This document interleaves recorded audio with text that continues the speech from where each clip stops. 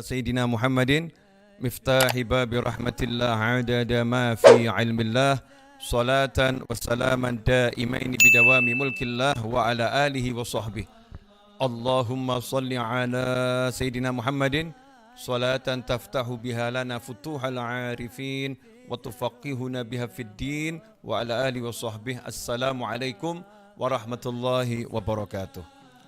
Sahabatku dimanapun antum berada, khususnya kawan-kawan di Santri Gayeng Nusantara, dan terkhusus kepada Gus saya, Gus Yasin, putra dari ulama besar, guru kita semua, Ya Haji Maimun Zubair. Mudah-mudahan pertemuan kita pada sore hari ini barokah. Dan saya lihat Gus Yasin yang lagi di mobil sambil ngajar dan juga menikmati majelis ini. Mudah-mudahan perjalanannya dimanapun, sampai kemanapun selamat, barokah, manfaat. Amin. Ikhwani rahimakumullah, para pemirsa di channel YouTube Habib Novel Alidrus dan juga di Santri Gayeng dan dimanapun ya, yang menyaksikan. Pada kesempatan ini saya dikasih kepercayaan untuk berbicara tentang ilmu dagang sukses ya, miturut Kanjeng Nabi Muhammad SAW. Ya, ilmu dagang sukses menurut Kanjeng Nabi Muhammad SAW, terkhusus di bulan suci Ramadan. Nah, ilmunya Rasulullah SAW itu bisa diterapkan di semua bulan. Ilmunya Rasulullah SAW itu berlaku di setiap saat. Sehingga ketika diterapkan di bulan Ramadan, benefitnya itu bertambah. Ya, keuntungannya bertambah dengan sendirinya. Kalau bahasa anak zaman now itu by system. Ya, Allah Ta'ala punya sistem yang sangat menarik. Begitu masuk bulan suci Ramadan, itu kurs amal berubah. Ya, kurs amal itu berubah. Kursnya sunnah jadi wajib pahalanya. Kursnya wajib berubah jadi 70 kali lipat seperti kewajiban di bulan yang lain. Maka otomatis semua nilai ilmu dagang Nabi Muhammad SAW yang kita terapkan di bulan suci Ramadan itu akan menambah nilai kita berlipat-lipat dalam kesuksesan dunia maupun akhirat. Nah, satu hal yang saya teladani dari guru-guru saya, jadi saya ini kebetulan ketemu guru-guru yang semuanya itu tak pernah letih berusaha, tak pernah lelah menekuni asbab, ya, upaya untuk mencari, ya, upaya untuk mendapatkan penghasilan sesuai syariat. Jadi sarana-sarana untuk mendapatkan penghasilan sesuai syariat yang kita biasa sebut dengan bekerja, kebetulan saya ketemu guru-guru yang seperti itu. Almarhum kakek saya itu wafat usia 93 tahun, rahimahullah. Ya, kakek saya namanya Ahmad bin Abdurrahman Al-Aidrus, lahir di Pati, dulu pernah jadi guru ya di Pati juga, kemudian wafatnya di Kudus. Ya, wafat di Kudus. Kakek saya pernah ngajar di pondoknya Mbah Dullah Salam rahimahullah Kajen, ya, dan juga di tempatnya Yai Muhammadun Runting ngajar di sana. Bahkan ayah saya lahir di pondoknya Yai Muhammadun Runting, Yai Muhammadun. Kalau bibi saya lahir di pondoknya Mbah Dullah Salam. Jadi memang saya ini Solo tapi darah Patinya banyak. Makanya kalau nyambung sama Rembang ya, sama Gus Yasin itu hal yang wajar-wajar saja, nyambung sama Santri Gayeng ya. Kakek saya wafat usia 93 tahun. Di akhir usia itu, kakek saya itu pernah menjelaskan ke saya, karena salah satu kitab favorit kakek saya adalah Al-Hikam Ibn Athaillah. Beliau sudah mengajar ya, bukan belajar, mengajar kitab Al-Hikam itu sejak umur 10 tahun.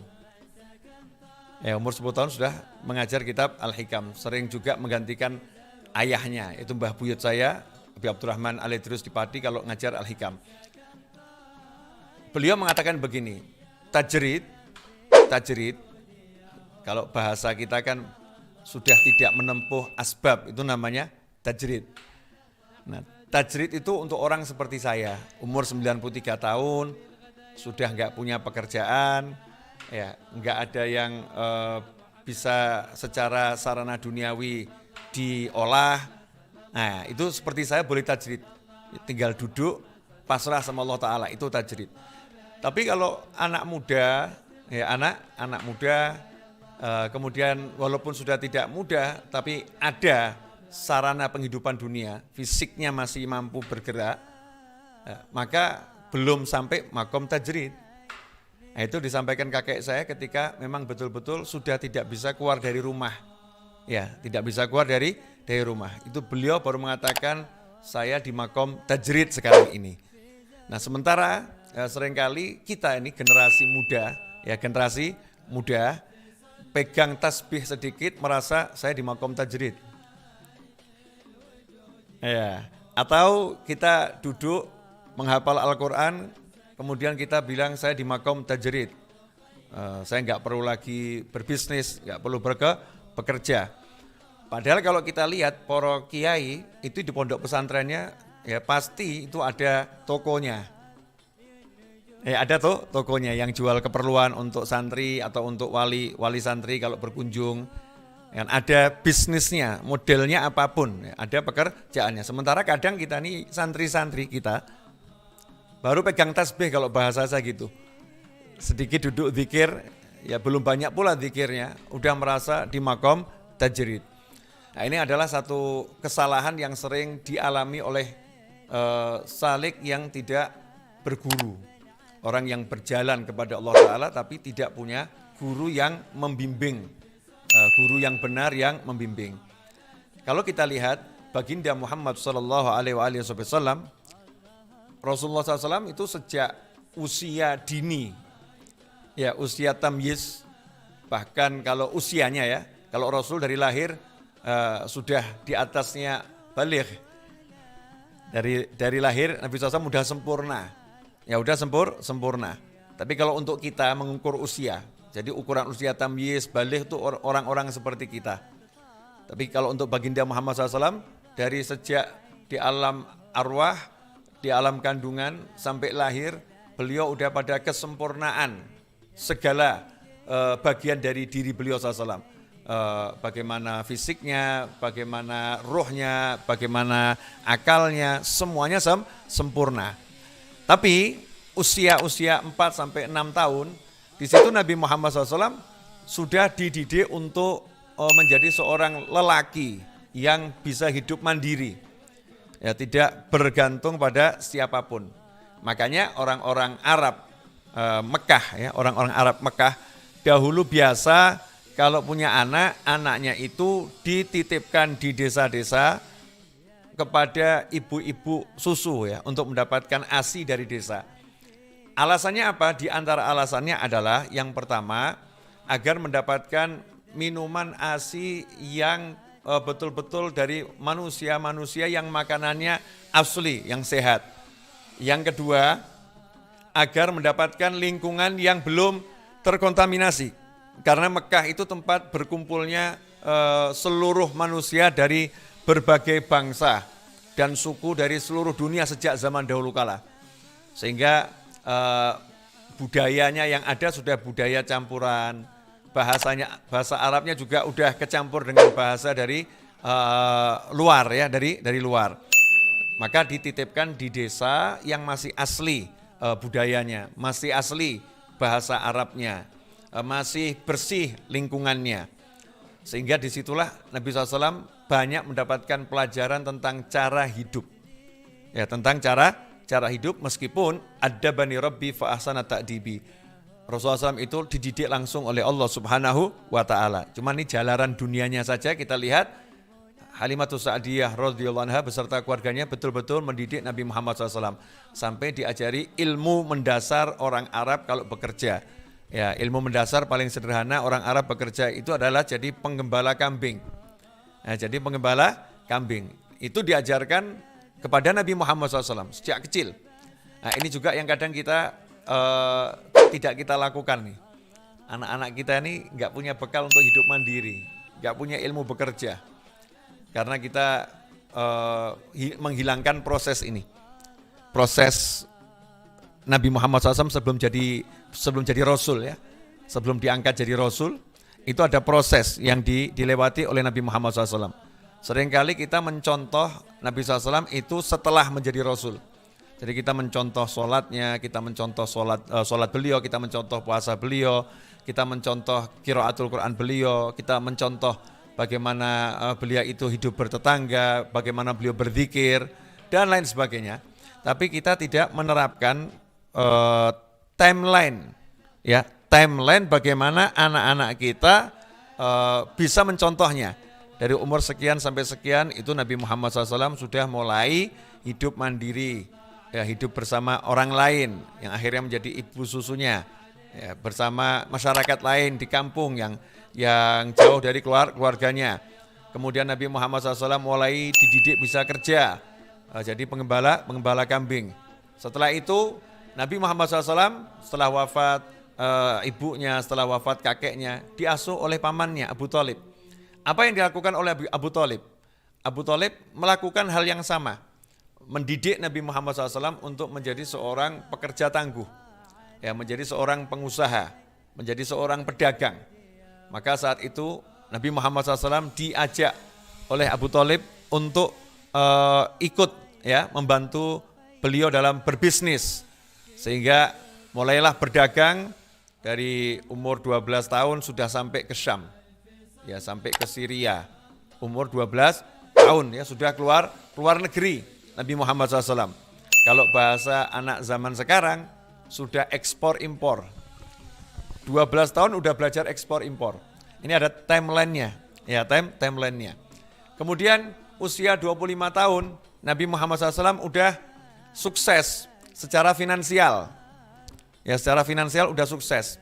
Yatim piatu. Ya, tinggal bersama paman yang miskin dan anaknya banyak. Bisa melamar wanita terkaya di Jazirah Arab.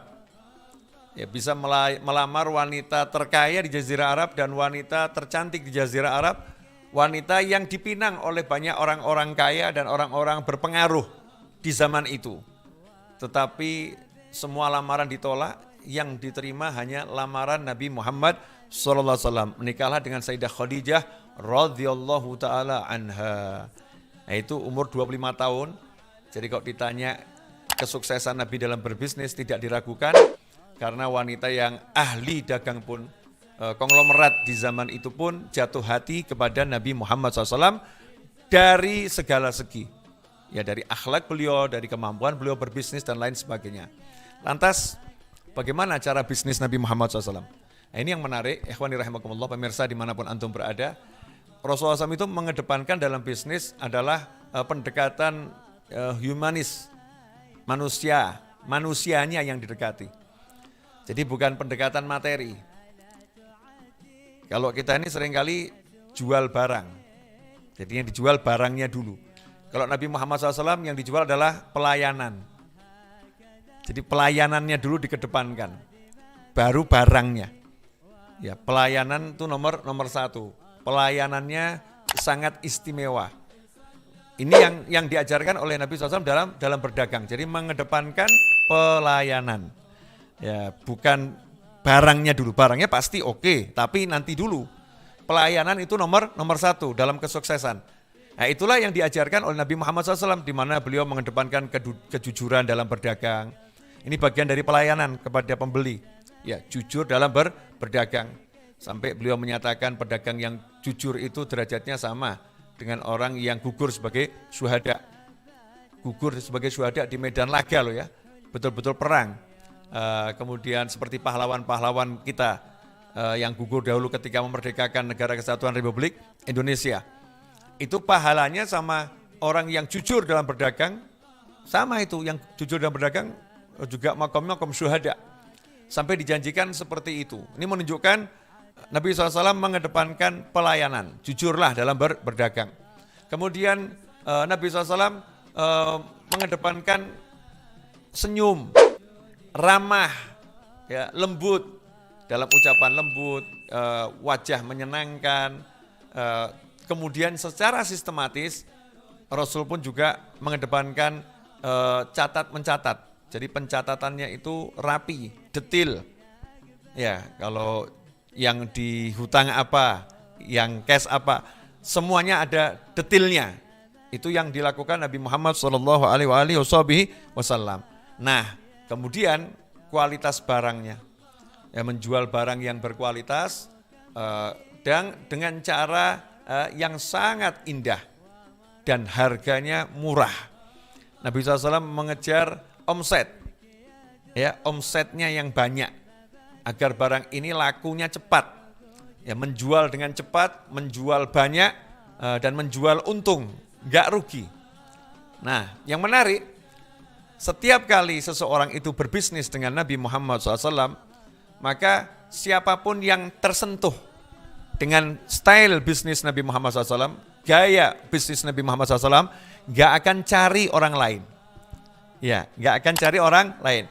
Semuanya puas, semuanya kemudian mengatakan, ya udah saya akan beli barang hanya dari beliau. Ya, saya kalau mau beli barang hanya dari beliau. Sehingga diceritakan setiap kali Nabi Muhammad SAW itu berangkat ke luar negeri membawa barang dagangan, tidak pernah lama, belum ditaruh kalau bahasa kita sudah habis. Ya, belum ditaruh sudah habis.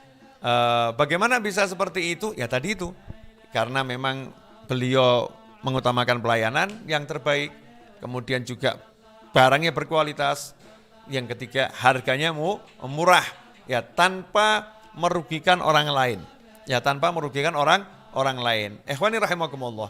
Nah, yang terjadi dengan kita saat ini, mungkin kita ini dalam berdagang, khususnya di bulan suci Ramadan, kita kurang meneladani ilmunya Nabi Muhammad SAW. Mungkin kita nggak berpikir gimana caranya menjual cepat, ya, dan untung dapat. Ya, menjual cepat dan untung dapat. Mungkin kita nggak berpikir bagaimana caranya yang beli tidak ingin pindah ke lain hati, agar selalu membeli barang kita. Di antara yang paling pokok adalah kejujuran dan juga tidak mahal, ya, tidak mahal, murah tapi nggak rugi. Contoh kejujuran yang diterapkan oleh para ulama, ya, dalam berdagang meneladani Nabi Muhammad SAW adalah Syekh Muhammad Ibnul Munkadir. Ya, Syekh Muhammad Ibnul Munkadir rahimahullah adalah seorang ulama besar, waliullah, yang punya toko. Ya, tokonya jual pakaian. Ya, jual pakaian. Seperti Sayyidina Abu Bakar As-Siddiq radhiyallahu anhu, kita mengetahui Sayyidina Abu Bakar As-Siddiq radhiyallahu anhu terkenal dahulu sebagai pedagang pakaian. Beliau suka bawa memikul sendiri, ya, dagangannya ke pasar. Itu Sayyidina Abu Bakar As-Siddiq radhiyallahu anhu. Kita juga lihat Sayyidina Utsman bin Affan, Sayyidina Umar bin Khattab radhiyallahu anhuma juga adalah seorang pedagang yang ulung. Semuanya seperti itu, ya. Nah, Syekh Muhammad Ibnul Munkadir radhiyallahu anhu punya toko pakaian dan menjual pakaian dua jenis. Pakaian yang high quality sama yang pakaian kualitas biasa. Jadi pakaian ini sangat berkualitas, harganya 10 dirham. Yang ini biasa kualitasnya, diskon 50%. Jadi harganya hanya 5 dirham. Yang satu 5 dirham, yang satu 10 dirham. Suatu hari beliau berpesan kepada yang di tokonya yang jaga, jangan sampai salah harga, ya. Yang 10 ya 10, yang 5 ya 5. Beliau pergi meninggalkan tokonya untuk suatu keperluan, untuk sholat kalau saya nggak salah baca di kitab, beliau untuk sholat. Nah, pulang kembali ke toko, ternyata beliau cek. Nah, ini, ya, lihat bagaimana ulama itu detil mencontoh Nabi Muhammad SAW. Langsung cek apa saja yang terjadi ketika tadi ditinggal pergi di tokonya itu, yang laku apa, ada pembeli enggak. Maka dijawab sama pembantunya, ada tadi yang beli. Apa yang dibeli? Ya, detail, ya, yang dibeli apa? Yang dibeli ini, itu stoknya dicek. Oh, yang dibeli pakaian yang ini, yang harganya 10 harganya 5 dirham. Kualitas biasa. Maka heran ini Syekh Ibnul Munkadir radhiyallahu anhu. Ini yang dijual tertulis pakaian harga yang 5 dirham. Kenapa uangnya masuk 10 dirham? Harganya kualitas biasa, tapi kok bayarnya pakai kualitas yang luar biasa nih. Kata pelayannya, tadi saya tawarkan yang 5 dirham dengan harga 10 dirham, dia mau. Ya, dia mau bayar mahal itu mau. Saya pengen toko ini agar lebih untung. Nah, karena yang 5 dirham bisa dijual dengan harga 10 dirham. Kalau kita akan bilang sama karyawan kita, oh Masya Allah, ini karyawan teladan. Betul nih, jaga toko ya seperti ini. Improvisasi.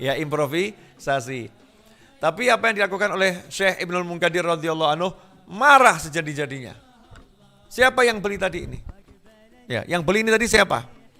Orang desa, tidak kenal. Di mana orangnya? Tadi perginya ke sana. Akhirnya beliau keluar meninggalkan tokonya, keliling satu kota, cari orang tersebut. Dicari sampai akhirnya ketemu. Radhiyallahu anhu. Setelah ketemu, maka beliau nanya sama orang tadi, kamu tadi beli di toko pakaian ya? Iya. Itu mohon maaf, saya pemilik tokonya. Ada apa? Salah harga. Salah harga bagaimana? Kamu beli pakaian itu kemahalan. Itu harganya cuma 5 dirham, bukan 10 dirham. Masya Allah. Ya, dapat untung lebih, mau dikembalikan nih. Katanya yang beli, enggak kemahalan. Buat saya 10 dirham ini murah kok. Dan ini barangnya bagus. Kata yang beli. Ini yang beli juga orang aneh juga ya. Kalau kita ya, oh alhamdulillah, makasih. Itu kalau kita. Katanya yang beli, enggak kemahalan. Saya mau beli 10 dirham. Katanya Ibnu Munkadir radhiyallahu anhu, enggak bisa. Itu harganya 5 dirham, bukan 10 dirham. Jadi dua orang ini, yang satu ngotot, ya rela beli 10 dirham, yang satu ngotot tidak rela dibeli 10 dirham. Maunya dibeli 5 dirham yang lebih murah. Nah akhirnya Syekh Ibnu Munkadir ngomong, kamu cuman punya pilihan ini. Yang pertama, saya ganti bajumu tadi dengan pakaian yang harganya 10 dirham. Sesuai harga, kualitasnya lebih bagus, kainnya lebih bagus. Yang kedua, tetap barangnya tetap itu, tapi saya kasih kembalian lagi 5 dirham. Saya tambahin, uang kamu saya kembalikan 5 dirham. Yang ketiga, uang kamu saya kembalikan semua, barangnya bawa sini. Gak usah beli barang saya. Ikhwan rahimakumullah. Katanya orang desa tadi, wah daripada pusing ya, orang aneh ini. Ya udahlah, bawa sini yang 5 dirham. Diterima yang 5 dirham. Pergilah Syekh Ibnu Munkadir dengan hati lapang. Pergi balik ke tokonya dengan mengeluarkan uang tambah 5 dirham. Pulang ke tokonya. Maka saat itu orang dusun tadi ya, nanya sama yang di sekitarnya, sopo kui? Ya, siapa ini orang ini? Siapa ini? Orang kok anehnya luar biasa. Maka yang lain ngomong, kamu nggak tahu itu siapa? Nggak tahu. Itu Syekh Muhammad Ibnul Munkadir radhiyallahu anhu. Oh itu Syekh Muhammad Ibnul Munkadir itu. Iya. Ya Allah, ini orang yang kalau di desa kami paceklik nggak ada hujan, kami tawasul bawa nama beliau langsung turun hujan. Ini orangnya ternyata, saya baru ketemu. Ya pantas, memang orangnya solehnya luar biasa. Ikhwani rahimakumullah. Nah, ini namanya cara dagang yang untung dunia, untung akhirat. Yang dikejar adalah barokah. Ya nilai tambah ukhrawi. Barokah ini kan nilai tambah yang nggak ada dalam buku ekonomi. Nah, dalam buku ekonomi kan 1 tambah 1 sama dengan 2. Kalau barokah itu 1 tambah barokah sama dengan unlimited. Ya enggak ada apa namanya? Tolok ukurnya. Keuntungan yang tidak bisa diprediksi. Barokah itu akan menyebabkan Allah kasih rezeki min haitsu la yahtasib. Ya min haitsu la yahtasib. Nah, di bulan Ramadan seperti saat ini, saat contohnya masyarakat itu kesulitan waktu itu cari minyak goreng ya, atau mungkin ada mulai harga barang itu naik ya, harga barang itu tinggi karena memang bulan Ramadan banyak orang butuh. Kalau permintaan banyak itu kan biasa, kalau barangnya sedikit harganya naik. Ya kalau naik wajar, nggak jadi masalah karena mungkin transportasinya memang naik. Jangan sampai kita memanfaatkan bulan suci Ramadan untuk mengeruk keuntungan di atas susahnya orang lain. Kemudian kita jual beras semahal-mahalnya, kita buka toko, kita jual makanan pokok semahal-mahalnya, jual minyak goreng semahal-mahalnya, karena kita punya stok yang banyak. yang seperti ini sesuatu yang sangat tidak terpuji di dalam jalan yang dicontohkan oleh Nabi Muhammad SAW. Seharusnya ya kita justru ya berbagi dengan yang lain dengan mengurangi keuntungan kita secara finansial berkurang, tapi secara hitungannya Allah Ta'ala jadi bertambah. Itu termasuk sedekah sir, ya sedekah rahasia. Mestinya kita bisa untung 100, kok kita ambil untung cuma 10. Nah, yang 90 kita niatkan sedekah rahasia. Ini cara berdagang yang sangat barokah ya di bulan suci Ramadan maupun di bulan-bulan yang lain. Kita beri harga yang murah, tapi masuk akal tanpa merugikan kita. Maka insya Allah apa yang kita lakukan itu menjadi kebahagiaan untuk orang banyak. Dan tentunya kalau kita menyenangkan orang, kita akan disenangkan oleh Allah Subhanahu wa Ta'ala. Ikhwani rahimakumullah. Kebutuhan pokok di bulan suci Ramadan ini meningkat. Termasuk sekarang jadi kebutuhan pokok itu ya telur ya.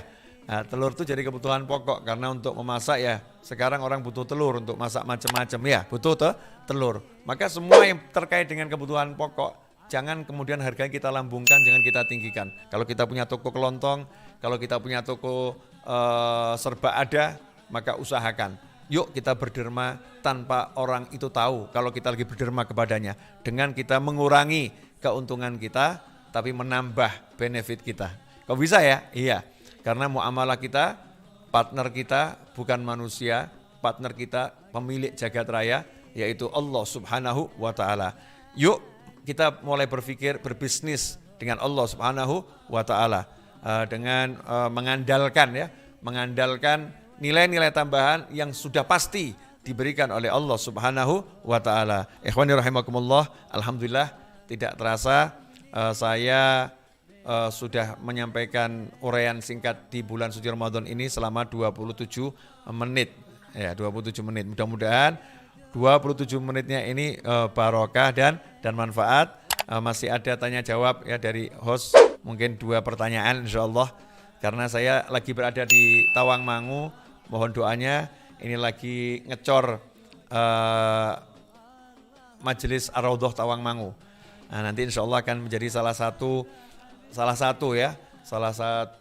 tempat kita mensyiarkan ya ajaran-ajaran para aulia wassolihin di Tawangmangu dan sekitarnya. Tempat untuk mengolah santri-santri weekend, dan syukur-syukur nanti teman-teman santri Gayeng bisa ngaji bareng bersama kami di sini insyaallah sambil menikmati sejuknya pegunungan. Jangan dinginnya ya, kalau dingin kelihatan nggak enak ya. Sejuknya pegunungan. Dan setengah jam di jam segini ini sudah membuat tenggorokan saya mulai terasa kering saudara-saudara. Sebelum nanti terdiam tak bisa berbicara, lebih baik saya diam sekarang juga. Jazakumullah khairan. Wal afu minkum. Wassallallahu ala sayyidina Muhammadin wa alihi wasallam walhamdulillahi rabbil alamin. Wassalamualaikum warahmatullahi wabarakatuh.